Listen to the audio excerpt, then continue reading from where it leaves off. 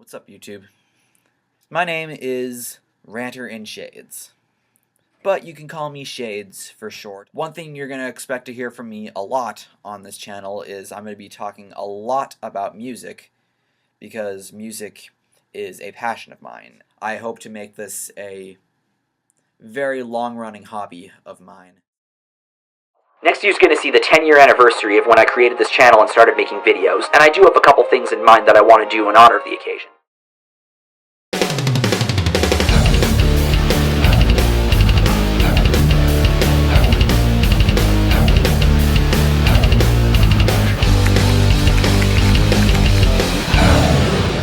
Hey guys, RanterInShades here, exercise my first amendment rights vlog style. So, 10 years.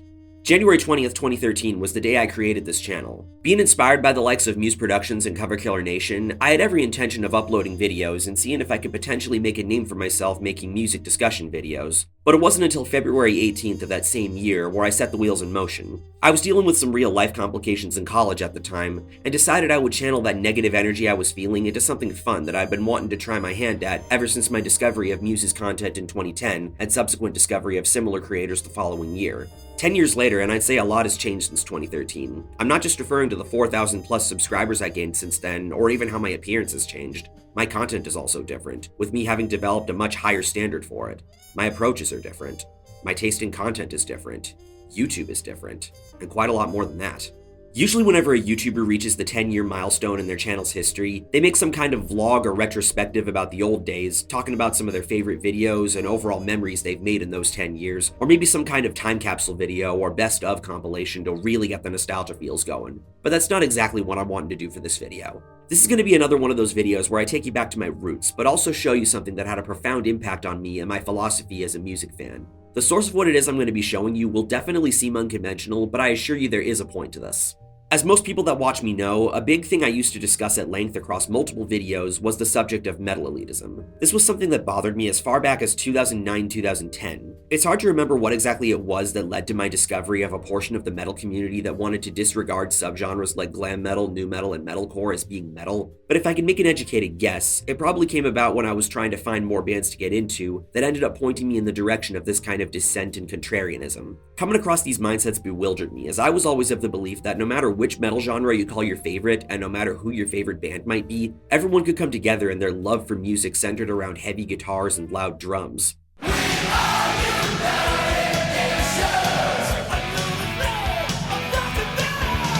I was so dumbfounded at this shattering realization that I would spend time back in my high school years not only looking up rebuttals across the internet to this ideology, but also things to not only vent my frustration of this ideology at, but also in a way practice my debating skills. And one place that would serve this purpose was Urban Dictionary.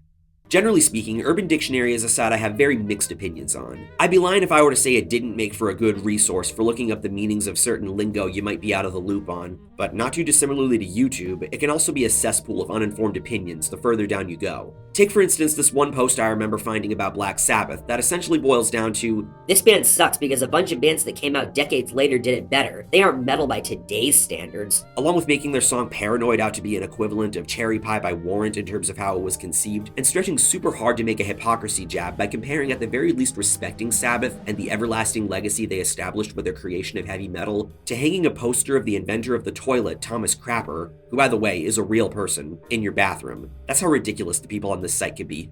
Throughout that browsing of Urban Dictionary, I found both decent breakdowns of the elitist mentality as well as shit for me to get mad at. But the post this video centers around managed to be both as well as neither. I both agree and disagree with this post, and I see it as being both an interesting perspective as well as ill-informed bullshit. Even back then, I found it hard to get mad at this post, even despite the issues I had with it. But looking back at it, it did leave a pretty lasting impact on me, which you'll see the further we get into it. I'm basically going to be going into this like you'd see in a cutaway commentary, giving both rebuttals to some of the things the person says, as well as pointing out how certain other things he says resonated with me. At the time of writing this, it's the 156th definition of metal, yep, I counted, and it's on page 23. I clearly had to do a good bit of digging to find the original post. It was posted on April 2nd, 2008 by Arik fucking Luadecki. And with the mention of that, I feel the need to mention that if Mr. Luadecki is watching this video, first of all, I'm sorry if I'm mispronouncing your name, but also please do not interpret this video as either an attack against you or me holding some silly internet post from over a decade ago over your head that you might not even still stand by. Lord knows I don't like being given that treatment. This is just for discussion purposes. Nothing more, nothing less. But also, to my viewers, if you know this individual and or have a means of contacting him, please don't give him a hard time over this post or spam him with links to this video. So now let's take a look at this Urban Dictionary definition. Metal is a bunch of jumbled noise which always sounds the same. Great way to hook you in. It started off with good intentions, but there are only so many original songs you can write using open 8 or open 1 on the guitar. For those of you who don't play guitar, this is a reference to the frets on which every metal song ever written is played. Basically, if you need to read this to understand the reference, go to Guitar Center, pick up a guitar, and play open 1, open 1, open, open, open 1, and you can officially play metal. So basically like this.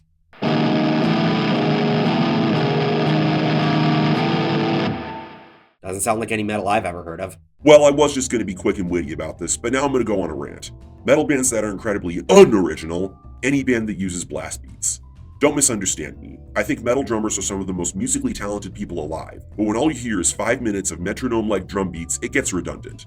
I was in high school band, and I remember being annoyed straight to death when our shitty trumpet section practiced during class because the metronome was going the whole time. BTW, being in band was the greatest thing I've ever done for my musical life, and if you weren't in band or didn't have professional training, then you probably have timing issues.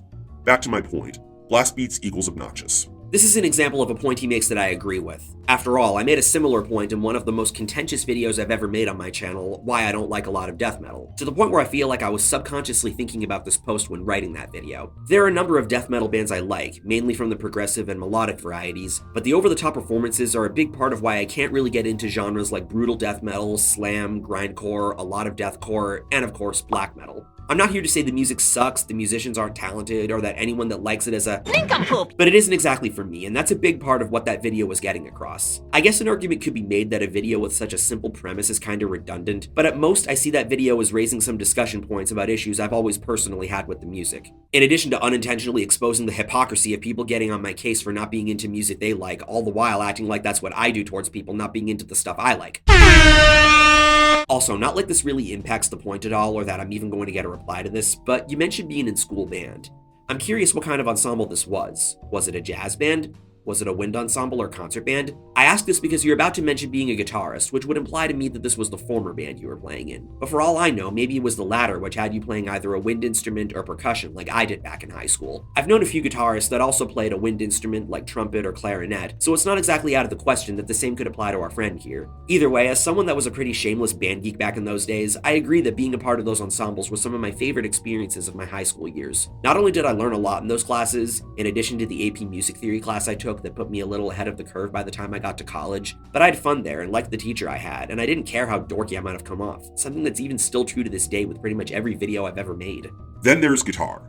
I'm a guitarist, and I know that Michelangelo Batio is the greatest guitarist who has ever walked the unworthy face of this planet. Just dropping a good name so you understand what I consider talent. That's a funny way of saying Joe Satriani. But in all seriousness, Batio is indeed wild. I saw him live back in 2019 at the small bar in Providence, got a selfie with him too, and I'd say he lived up to the expectations I had set. I would not call him the greatest, and I could talk for ages about who I think are the greatest guitarists, or at least the greatest metal guitarists of all time, but Batio is still great, and his album Hands Without Shadows is one of my favorite instrumental albums. I know most of the people who read this are not musicians, so I will dumb this down a bit. I think he means to say most. Most metal bands play in some form of dropped D, whether it's dropped C like Darkest Hour, or dropped B like On Earth, or dropped A with 7-string guitars, or even when morons who can't understand the fact that guitar is not meant to be a bass, tuned down as far as G. And you've just upset Toast Nabasi with that last part. Wonderful. First of all, you mean to say drop D, not dropped D. But anyway, since, as you said, not everyone watching this plays guitar or understands guitar terminology, I'll translate for all of you. If you've seen my Korn video, I spend a bit talking about guitar tunings as a means of explaining the band's innovation when it comes to playing with 7-string guitars. So as I said at that part of the video, standard tuning for guitars on a 6-string instrument has the strings tuned to E, A, D, G, B, and E. To play in drop D, all that's done is the low E string is tuned down a whole step from E to D. This way you can hold down a singular fret on the bottom 2 strings and come out with a power chord.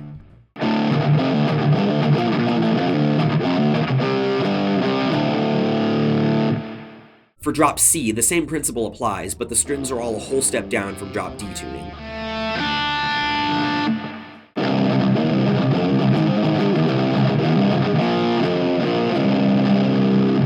And for drop A on a 7-string, I mentioned in the corner video what standard tuning for 7-string guitars is, basically the same standard tuning for 6-string guitars with the addition of the thick boy string tuned to B.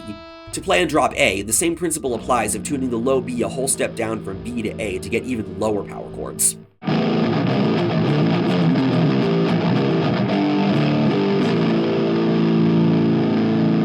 By the way, none of these are forms of drop D, they're just drop tunings. There is a difference. So I will speak in dropped D language. All metal songs are written in one of two keys on the guitar, in standard dropped D, the key of D minor, open 8, or F major, open 1, also known as D Locrian. And it's here that I start to question if you really know what you're talking about, because that does not make sense. First of all, what is standard drop D? You can't be in both a standard tuning and a drop tuning at the same time. I'm guessing you mean to say something to the effect of regular drop D, as opposed to D standard, dadgad, or drop D flat like I have my S2 tuned to. But anyway, let's pick the drop D guitar back up and look at his examples. The first riff he mentions is open 8, referring to the frets you're supposed to play with the power chord. So it would sound like...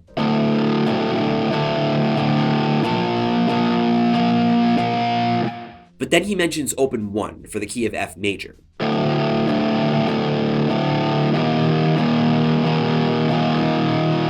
The reason this confuses me is because F major is the relative major of D minor, which means that they share the same key signature and the same notes in their respective scales, just starting on different notes. These notes being D, E, F, G, A, B flat, C, and D. The chords being played in the first riff are D and B flat, which works in the key of D minor, but the chords in the second riff are D and E flat.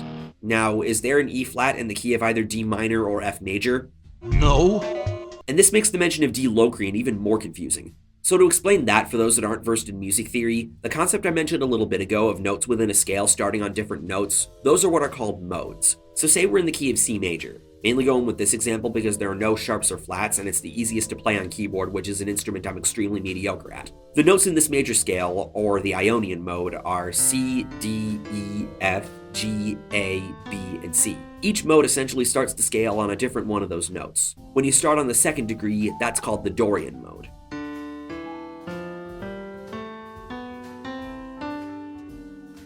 Starting on the third degree is called the Phrygian mode.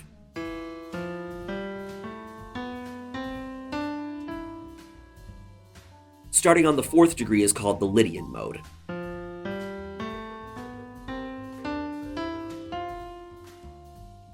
Starting on the fifth degree is called the Mixolydian mode. When you start on the sixth degree, that's the minor scale, otherwise known as the Aeolian mode.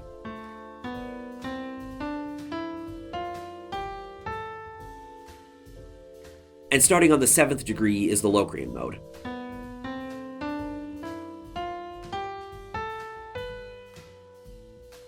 So to get back to his example, the D Locrian scale does indeed contain D and E flat, but this wouldn't be in the key signature of F major. Rather, it would be in the key signature of E flat major, since D is the 7th degree in that scale.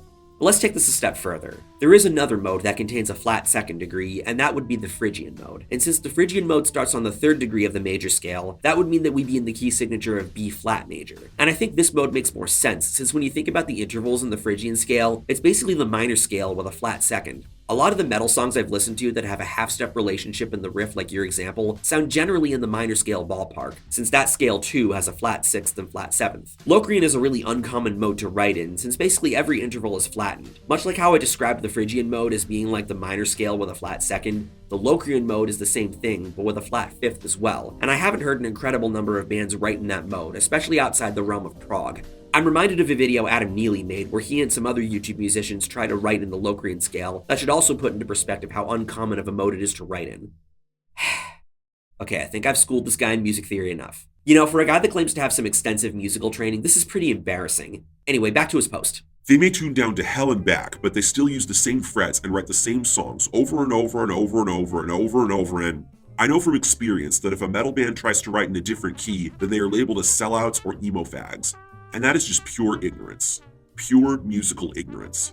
Point is, while metal guitarists are usually amazingly talented players, they are very closed-minded. You mean to say close-minded? And seem to think that they have to play a certain way to prove their true metalldom. Okay, outside of the fact that you're obviously exaggerating with the using the same frets and writing the same songs over and over part, You are absolutely correct that the attitude you're describing is incredibly ignorant. What I question, though, is your idea that it boils down to what tuning you're in and what key you're playing in that constitutes a band as being sellouts or emo fags and not meeting the requirements to be true metal. Metal musicians and fans might be hella nerdy, but I've never seen anyone make this argument in my life. Not denying it could happen, but even if it does, I'm sure it's definitely in the minority. I listen to a copious amount of music all the time, and across the metal I listen to, there are songs in multiple different tunings and multiple different keys, and it didn't make them sound less metal or imply that they've sold out. I've made a video about this concept before. What essentially gets a band accused of selling out is when they make a radical change to their style in an attempt to be more commercial, and I don't think key or tuning really play a part in that, or at least they don't play as significant a part as you think. Sure, I guess those aspects play a part in certain tropes within genres, but I don't think it's to the point where it gets highlighted when someone gives their reasons why they think a band or genre sucks.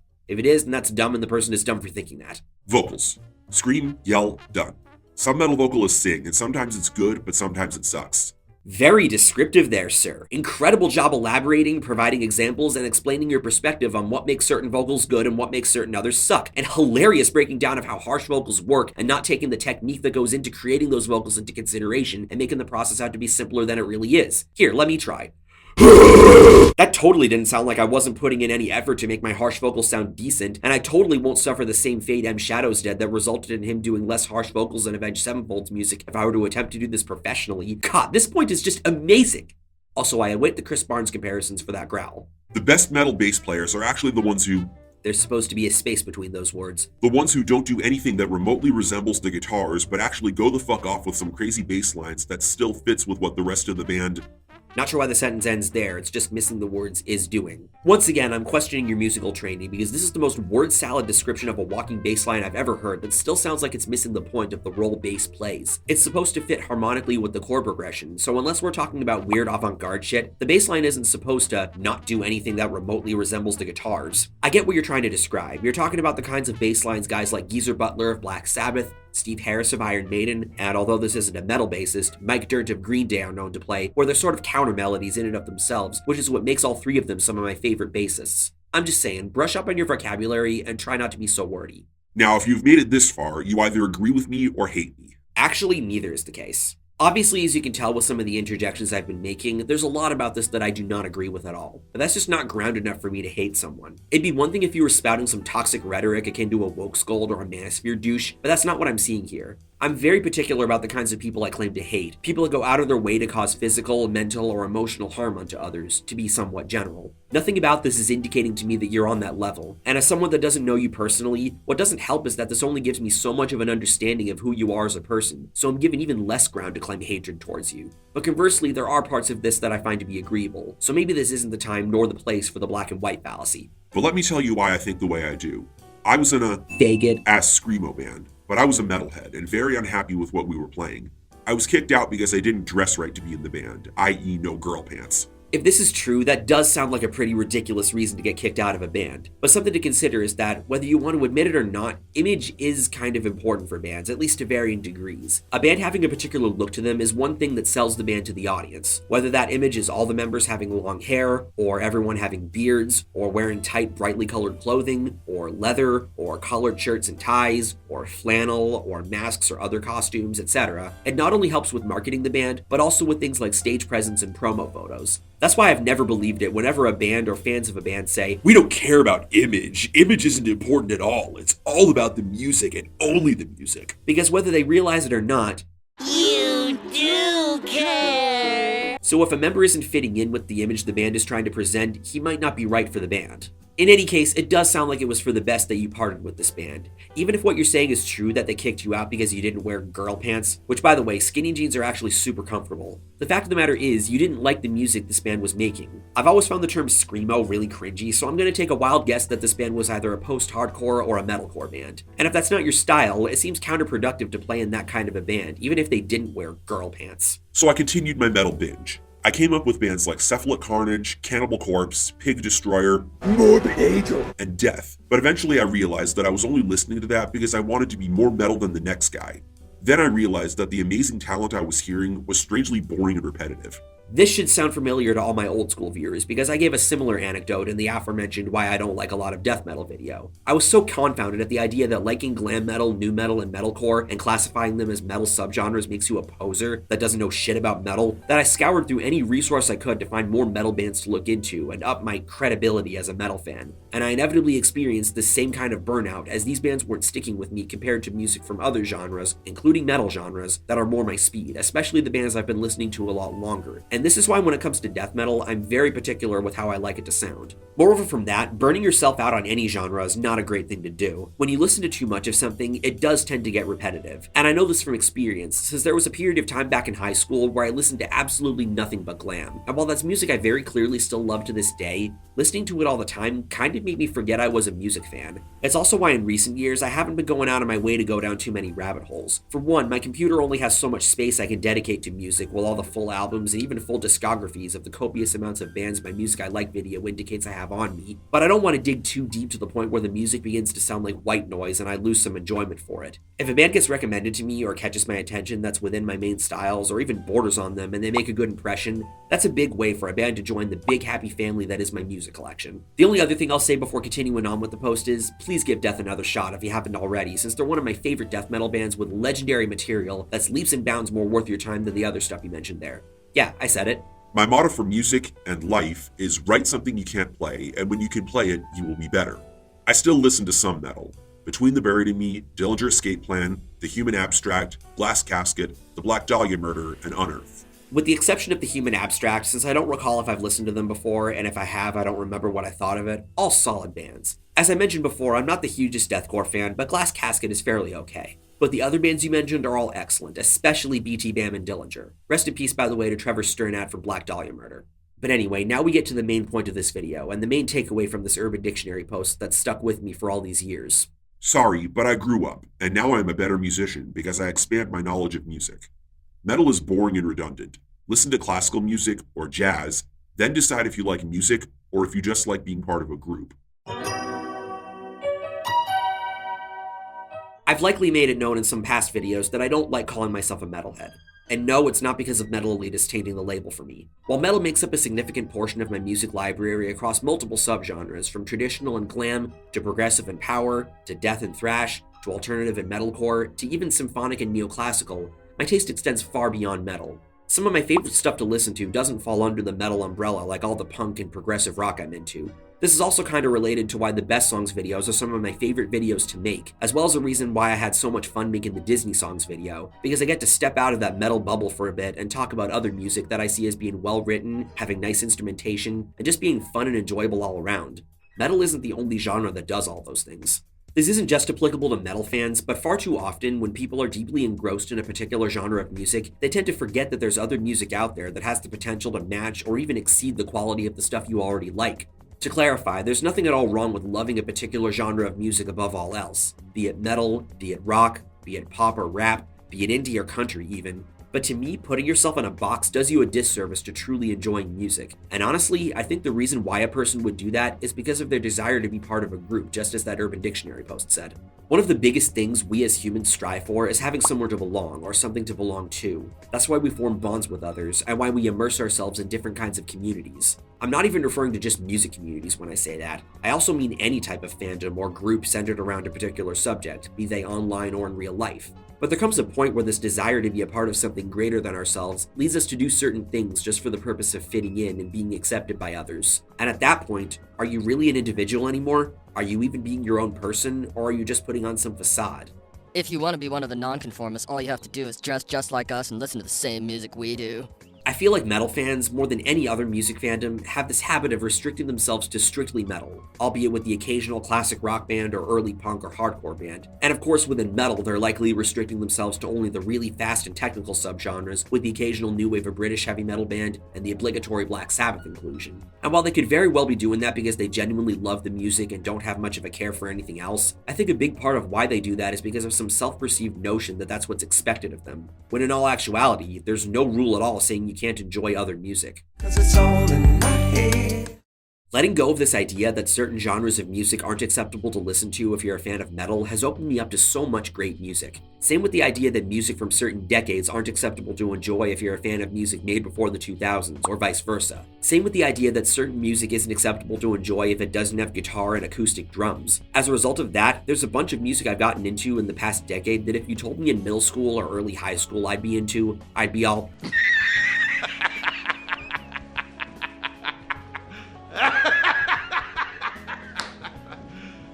You serious? Yes. Oh, wait, you serious? Let me laugh even harder. Even with artists or genres of music I really don't like, the reality is that there's no such thing as music that's unacceptable to enjoy, which also relates to why the topic of separating the art from the artist is a major recurring subject on my channel. But it's also why I really don't care about fitting some kind of archetype of rock or metal fan and just enjoy music. Be it learning new music theory concepts, which is one thing I enjoy about the previously mentioned Adam Neely, along with the likes of 12 Tone, Become the Night when he touches on it, Rick Beato whenever I watch him, and of course my senpai Tyler Larson of Music is Win, learning new things on my instruments, learning about new bands and music being brought to my attention through various means, or learning about the history of bands and music of a particular era. I love learning about music and have no intention of ever stopping. I forget where I originally heard this, likely from the aforementioned Tyler Larson, but music is kind of something that not even the most advanced musicians can ever stop learning, and the same applies to even the most well-learned theorists and historians, and that's awesome and a big part of what makes it so fun to engage with and to talk about. I love the discussion, hence why I even started this channel and set out to make music discussion/commentary videos in the first place. I love sharing my passion for music with everyone and participating in this kind of discourse. Some may see that as me saying my taste, acting as if my opinions are more important than everyone else's, or the only ones that matter, or worse, complete and utter fact, but really it's just me talking about stuff I like and stuff that interests me. Obviously everyone has their preferences of what music they like. I do too, and I'm not gonna lie and act like that isn't the case. But even so, allowing my musical horizons to expand the way they have over the years has helped me to see myself as being an honest-to-God music fan. At the end of the day, that's what I'd rather be than just a metalhead or a rocker. Something I love doing is turning my collection on shuffle and marveling at the variety of different songs that would come up in succession. It's one of the things I loved best about the radio show I did in college. I love the spontaneity of listening to a pop-punk song after a thrash metal song and a rap song after that, and adjusting my brain for all that comes up. I have so much fun playing around with music like this, and it helps me to feel an immense amount of pride in myself as a music fan. Sometimes I think back to the days when I showed some hesitancy and resistance towards certain artists and certain genres, like when my opinion of rap music wasn't dissimilar to that of Ben Shapiro, which makes me cringe hard even as I write this, or the brief period of time at age 13 or 14 when I thought emo vocals were lame, or when I thought indie music was pretentious, or the years before I developed a taste for pop music in the glorious year known as 2012, and marvel at how much my taste has developed. I wouldn't go as far as to say I grew up, mainly since that phrase is typically said with an aura of condescension, but much like when Mike the Snare made his video about learning to like metal, I believe I myself have learned to like a lot of different music and welcome them into my library. And not that I really felt any sense of shame in the first place, but in doing so, I've noticed myself becoming more and more shameless about the music I enjoy. I don't expect everybody to like what I like, since that's kind of an impossibility, but no matter how much you might really loathe an artist or genre in my collection, at the end of the day, it's stuff I like and it's not really my problem, nor should I be taking it upon myself to act like it's my problem if someone disagrees. I like what I like, and dislike whatever I dislike, and I couldn't care less about following some arbitrary set of guidelines made up by people that might not really have my best interests at heart. One of the main messages I've tried to get across on my channel over the last few years is that the purpose of music, and art in general, is to be enjoyed. It's something I feel like we've always known since the very first time we've been exposed to music. When you get caught up in that mindset of trying to look cool to people and have the right opinions, positive or negative, on whatever music, you forget that. At that point, it's no longer about truly enjoying music, which goes against what the purpose of music is supposed to be. As stimulating as debating about it can be, music is meant to be enjoyed at the end of the day. So just enjoy music. You know, it's funny that this whole discussion spawned from some silly rant some guy posted over a decade ago on Urban Dictionary of all places. But if there's any takeaway from that post and this video as a whole, in addition to just enjoying music, it's to be you. Forge your own path. Build your own taste. Don't put yourself in a box. Never stop learning. Don't ever lose sight of what it is that draws you to music. Don't sacrifice any of that just for the purpose of being a part of some group, no matter how appealing it might seem. And at the end of it all, just enjoy music. So if there's anything more I have to say to Mr. Arik fucking Luadecki if he's watching at all, it's that although that post of yours was incredibly flawed and misguided in a number of spots, I also gotta thank you for putting something out on the internet that got me to think all those years ago, that's maintained its prevalence in my mind after all this time, as well as being the impetus for me to reflect on what it really means to be a music fan. And before I end this video, I also gotta thank all of you for the past 10 years making videos. It's been a pretty wild ride going through all the experiences I did throughout my time on YouTube, both positive and negative, meeting all the people I did, reaching the audience that I did, even if not all of them regularly keep up with my content, and watching my content evolve the way it did, in addition to my own character development over the years. While there are certainly regrets that I do have, i.e. Repgate and the ordering of certain year-end videos, namely War Songs of 2017, I can't in good conscience say I'd have it any other way. I don't like dwelling too much on the negatives, and I make more of a point to move forward in life and show gratitude for the good that I've experienced and what it ultimately helped me to grow into today. And nothing I've experienced running this channel would have been possible without all of your support. Even the biggest and most seasoned of YouTubers have dealt with imposter syndrome and doubted that anyone would care about what they had to offer when they began their journeys, and it means a lot knowing that anyone cares about what some guy wearing aviators has to talk about on here. Who knows if I'm still going to be continuing this hobby in 10 more years? Will I have fulfilled all the ideas I have for stuff I want to do on here? Will something new be thrown in the mix? Well, you're just going to have to stick around to find out. Until then, thank you very much for watching this video. Thank you for 10 years of exercising my First Amendment rights vlog style. Take care and have a nice day. I'm Shades, and I'll see you next time.